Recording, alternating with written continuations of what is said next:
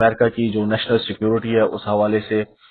जो है कि जो प्रेसिडेंट डोनाल्ड ट्रंप है वो बहुत ज़्यादा कॉन्शियस हैं, और इसी वजह से उन्होंने जो है कि जब भी ये इलेक्ट हुए थे तो उस वक्त से लेके अब तक जो इमिग्रेंट्स हैं जो कि बॉर्डर क्रॉस करते हैं उस हवाले से, और जो यहाँ पर मौजूद हैं इलीगली वो, और इसके अलावा जितनी भी लोग आना चाहते हैं तो उस हवाले से इनकी जो पॉलिसीज हैं तो वो बड़ी क्रिस्टल क्लियर रही हैं, और उसमें उनका जो है ना बहुत वो क्लियर हेडेड है, क्लियर माइंडेड है कि भाई जो अमेरिका की नेशनल सिक्योरिटी है या अमेरिका के मफादात हैं तो वो उनकी पहली तरजीह है। तो उस हवाले से इन्होंने अभी ये बैन लगाया वक्ती तौर पर। इसमें घबराने की जरूरत नहीं है, ये सिर्फ जो है ना वो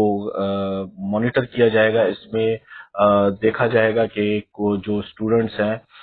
वो किसी ऐसी एक्टिविटी में तो शामिल नहीं है कि जो अमेरिका के मफादात या सिक्योरिटी के खिलाफ हों। तो उन लोगों के लिए जो है ना ये सिस्टम लाया जा रहा है। इस वजह से ये जो इंटरव्यूज हैं इस पे पाबंदी लगा दी गई है, और ये सिर्फ किसी एक मुल्क के लिए नहीं बल्कि पूरी दुनिया के जितनी भी एम्बेसीज हैं और जो यहाँ पर आना चाहते हैं, पढ़ना चाहते हैं, तो उस हवाले से ये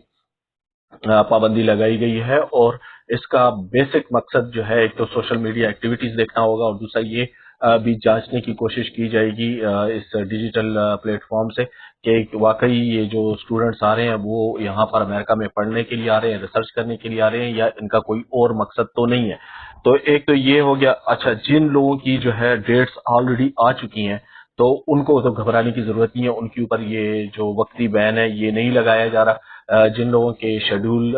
अपॉइंटमेंट शेड्यूल्ड हैं, DS-160 फॉर्म्स उन्होंने